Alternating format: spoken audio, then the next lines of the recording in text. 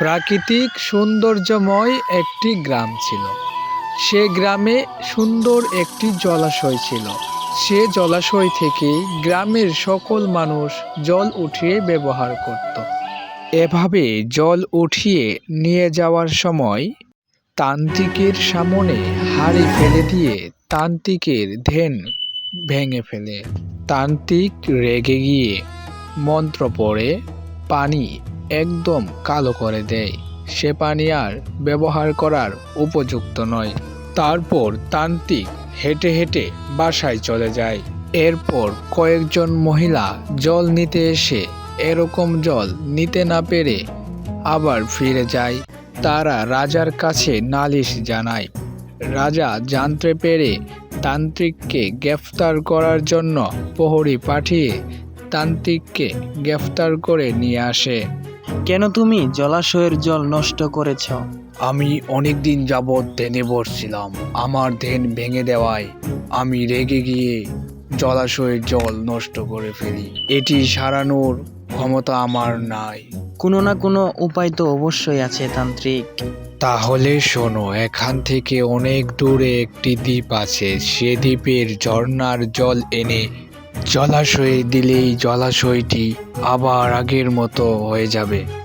এরপর রাজার কথা মতো সারা গ্রামে খবর দিয়ে দিল কে যেতে পারবে সেই জল আনার জন্য। তখনই দুইজন ব্যক্তি জল আনতে যাওয়ার জন্য রাজপ্রাসাদের দিকে হেঁটে হেঁটে যেতে লাগলো।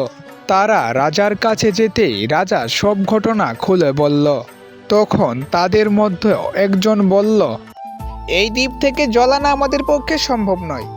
তারপর তিনজন ছেলে চলে আসলো জল আনার জন্য। রাজার কথা শুনে তারা রাজি হয়ে গেল জল নিয়ে আসার জন্য। চলো আমরা চেষ্টা করে এই জল আনি, জল নিয়ে এসে সবাইকে চমকে দেব। তারপর তারা একটি জিপ গাড়িতে উঠে পাহাড়ের দিকে রওনা দেয়। তারা তিনজন পাহাড়ে উঠে বসে বিশ্রাম নিচ্ছিল।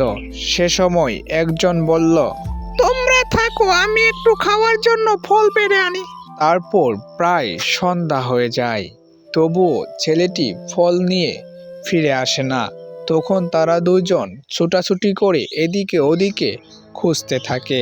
খুঁজতে খুঁজতে এক পর্যায়ে তারা হাঁপিয়ে পড়ে, তবুও তাকে খুঁজে পায় না। কিভাবে খুঁজে পাবে? এদিকে ছেলেটি ফল নিতে যাওয়ার সময় তাকে একটি ভয়ঙ্কর দৈত্য ধরে নিয়ে একটি গুহার ভিতরে লোহার খাঁচায় বন্দি করে রাখে। এদিকে তাকে খুঁজতে খুঁজতে তারা তো নার্ভাস হয়ে গেছে, চিৎকার করে ডাক দিতেছে। তারপর তারা তাকে খুঁজে না পেয়ে পরবর্তী নদীপথে যাওয়ার জন্য নৌকা চালাতে থাকে। নৌকা চালিয়ে দুই বন্ধু নদী দিয়ে যাচ্ছিল সেই দ্বীপে যাওয়ার উদ্দেশ্যে।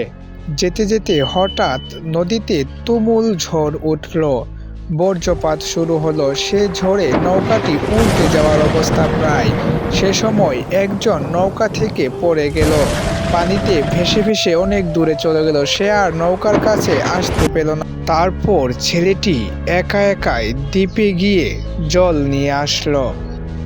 জল নিয়ে এসে জলাশয়ে দিতে জলাশয়টি আগের মতো ঝকঝকে হয়ে গেল। ভাই, তারপর কি ছেলেটিকে রাজা কোনো উপহার দিল না? হ্যাঁ, ছেলেটিকে রাজা উপহার দিয়েছে তো। তাহলে সেটুকু শোনালে না? তারপর ছেলেটিকে রাজা রাজবাড়িতে থাকা সাদা একটি ঘোড়া আর অর্ধেক রাজত্ব উপহার দিয়ে দেয়।